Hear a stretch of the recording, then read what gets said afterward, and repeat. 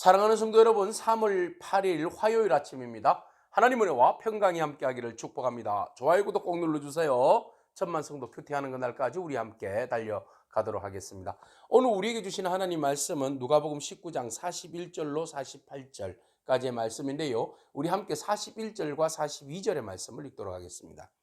가까이 오사 성을 보시고 우시며 이르시되 너도 오늘 평화에 관한 일을 알았더라면 좋을 뻔하였거니와 지금 내 눈에 숨겨졌도다. 아멘. 예수님께서 예루살렘 입성하실 때에 많은 군중들로부터 환호를 받으셨습니다. 예수님 나귀 새끼를 타시고 함께 군중들과 함께 예루살렘을 입성하실 때에 많은 사람들이 예수님을 찬미했죠. 그래서 하늘에는 영광, 하늘에는 평화, 이런 이제 환호하는 사람들이 가장 높은 곳에 하나님께 영광이다, 이런 이제 노래를 했습니다. 마태복음이나 다른 복음서에서는 호산나 다윗의 자손이여 이렇게 이제 외쳤던 거죠. 그래서 많은 사람들이 예수님을 평화의 왕, 이스라엘을 회복할 그런 참 메시아로 받아들였던 것입니다. 자, 이것을 시기하고 질투한 종교 지도자들은 그 소리를 못 외치겠고, 예수님 너희들이 막아버리면 돌들이 찬양할 것이다, 이렇게 이제 말씀하셨죠. 자, 예수님께서 예루살렘 입성하실 때에 많은 사람들이 환호하고 기뻐하고 즐거워하고 기대에 찬 반면 예수님은 예루살렘을 바라보시면서 굉장히 슬픈 마음, 비통해하고 애통해하는 마음으로 눈물을 흘리십니다. 예수님께서 눈물을 흘리셨다라는 표현은 우리 그 나사로의 죽음 앞에서 비통해하셨다. 그리고 오늘 예루살렘을 바라보시면서 굉장히 비통해하시면서 눈물을 흘리셨다라고 표현되어 있습니다. 에클라우센인데 이것은 예수님이 아주 슬퍼하면서 그 가슴을 찢는 그런 아픔을 표현하는 말이기도 합니다.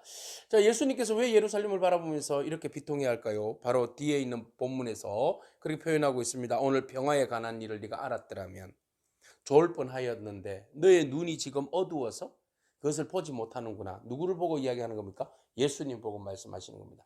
예수님이 참 평화의 왕으로 이 땅에 오셨죠. 모든 죄와 사망의 권세로부터, 멸망으로부터 회복하여 주셔서 하나님과의 온전한 관계를 회복해 주심으로 인해서 참 평화를 주시기 위해서 이 땅에 오셨지만 사람들은 예수님을 제대로 바라보지 못했다는 겁니다. 그래서 예수님을 바라보지 못하니까 평화가 이곳에 왔음에도 불구하고, 평화가 이곳에 손에 잡히는 그 기회로 왔음에도 불구하고 여전히 사람들이 알아보지 못하고 그것을 잡지 못했다는 겁니다. 그래서 평화는 그냥 지나가는 겁니다.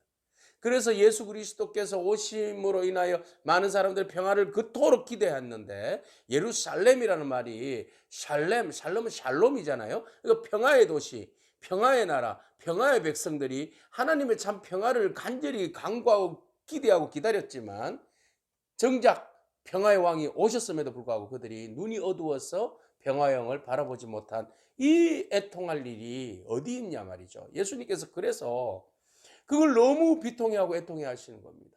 너희들이 왜 평화의 왕이 내가 왔음에도 불구하고 너희들이 모르느냐는 거죠. 그토록 수없이 많은 말씀과 기적과 이적과 하나님의 아들이신 것을, 그리고 너희들이 보고 이해하도록 나귀를 타고 스가랴 9장 9절의 말씀의 성취처럼 나귀를 타고 오셨음에도 불구하고 왜 너희들이 모르냐는 거죠. 그래서 예수님 너무 마음이 아프다. 그래서 이 평화를 모르고 평화를 받아들이지 않는 예루살렘이 결과적으로 어떤 결과를 앞으로 당해야 할 것인가를 예수님께서 한 40년 후에 일어날 일들에 대해서 예언을 하십니다. 그것은 바로 AD 70년에 로마에 의해 가지고 예루살렘이 함락을 받게 되는데, 그때 돌 위에 돌 하나도 남지 않는 그런 상황이 올 것이고, 아이들은 어떻게 해요? 자식들은 땅에 메어 치는 일이 일어날 것이다. 예, 그때는 그 원수들이 토둔을 쌓고 그 흙을 쌓는 거예요. 그래서 예루살렘을 둘러서서 맹공격을 해서 티투스가 오게 되죠. 로마의 장군 티투스가 와서 이 예루살렘을 완전히 그냥 초토화시키고 함락시키는 그날이 온다는 겁니다.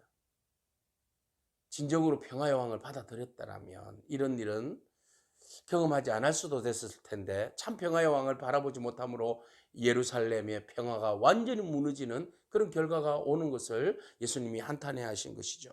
44절에 이어서 말합니다. 네가 보살핌 받는 날을 알지 못함을 인함이라. 예수님께서 오심으로 인하여서 그 예루살렘을 암탉이 새끼를 품듯이 보살피려고 하였으나, 하나님이 예루살렘을 품고 보살피려 하였으나 그들이 그것을 원치 않았더라라는 겁니다. 왜 그들이 원치 않았습니까? 이미 그들은 최고의 완벽한 그 난공불락의 예루살렘 성을 쌓고 말이죠.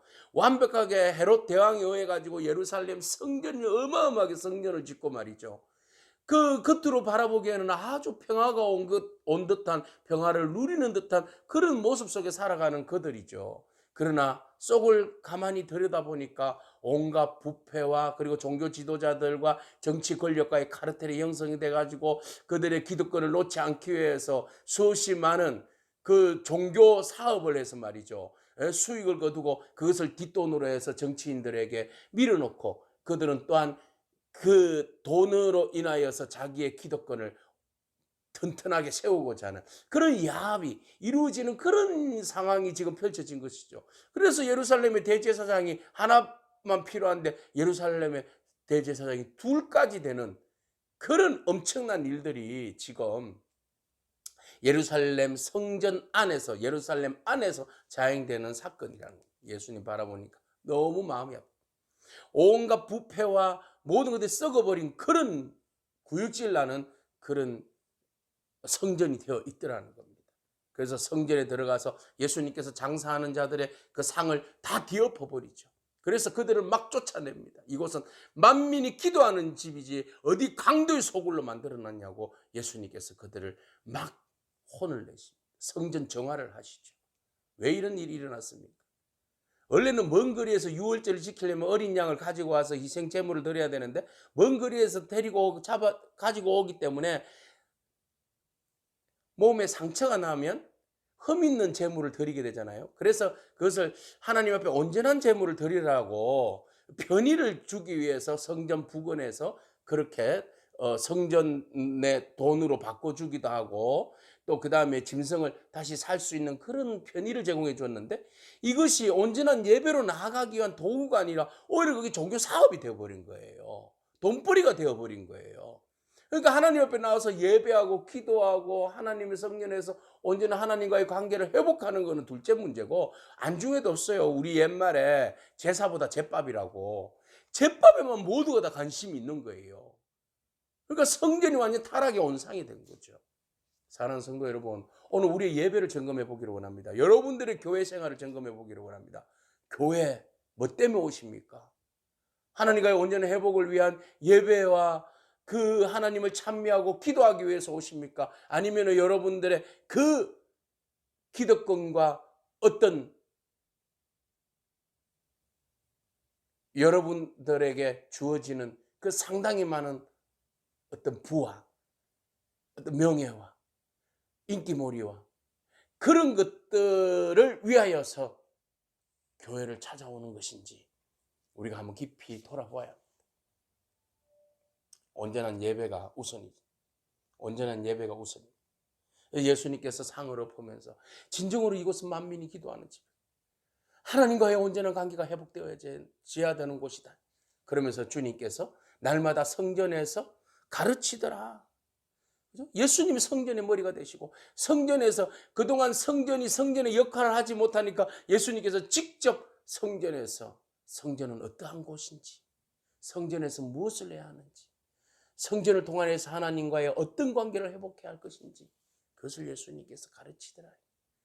그 가르침이 참 진리요, 참 가르침이니까 모두가 다 아멘하고 환호해야 하는데, 바로 뒤에서 대제사장들과 서기관들과 백성의 지도자들이 그를 죽이려고 꾀하더라.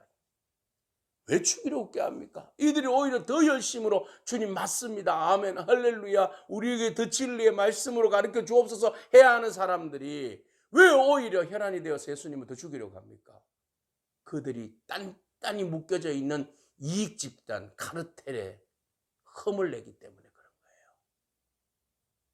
오늘 진리의 말씀에 여러분들이 단단히 묶여있는 그 어떤 카르텔들을 다 깨버리기를 축복합니다.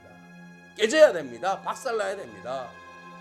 진리만이 이 성전 안에서 뿌리를 내야 되고, 예수 그리스도만이 선포되어야만 되고, 예수 그리스도만이 높여져야 되고, 주님의 샬롬과 평화가 이곳에 임해야 할 줄로 믿습니다. 오늘 그리스도 외에 그 어떤 것도 교회 안에서 자리 잡지 않기를 축복합니다. 자리 잡으려고 하는 모든 종교적인 이익과 기득권과 카르텔은 다 파셔야 될 줄로 믿습니다. 그렇게 해서 온전히 주님이 성전의 주인이 되시고 예배가 온전히 이곳에서 참 진리로 드려지는 그런 온전한 회복되어지는 성전의 예배가 되기를 축복합니다. 기도하겠습니다. 주님 감사합니다. 성전을 향하신 예수님의 애통해하는 눈물을 바라봅니다. 오늘 여전히 교회를 향하여서 눈물 흘리시는 주님의 애통하는 마음을 우리가 바라보는 듯하여 너무 마음이 아픕니다. 이곳에 하나님의 샬롬이 있고 하나님께 드리는 기도와 찬미가 있어야 할 곳에 온갖 인간적인 냄새와 부패와 인간적인 방법들이 기득권을 형성하고 카르텔을 형성하여 교회를 오염시키고 교회를 타락시키는 이 악한 세대에 우리는 서 있음을 바라봅니다. 하나님, 우리가 먼저 주님 앞에 회개하며 성결하기를 원합니다. 오직 우리가 다른 것 다 내려놓고 주님 앞에 예배하며 하나님 나라의 확장을 위하여서 우리가 온전히 주인 되신 성전의 주인 되신 주님만 바라보며 나가기를 원합니다. 하나님, 우리의 교회를 정화시켜 주시옵소서. 우리의 마음을 정화시켜 주시옵소서. 우리 안에 참된 평화의 왕이신 예수 그리스도를 바라보며 믿음으로 나아가는 저희가 되게 하옵소서. 예수님의 귀하신 이름으로 기도합니다. 아멘. 오늘도 믿음으로 승리하길 축복합니다. 아멘.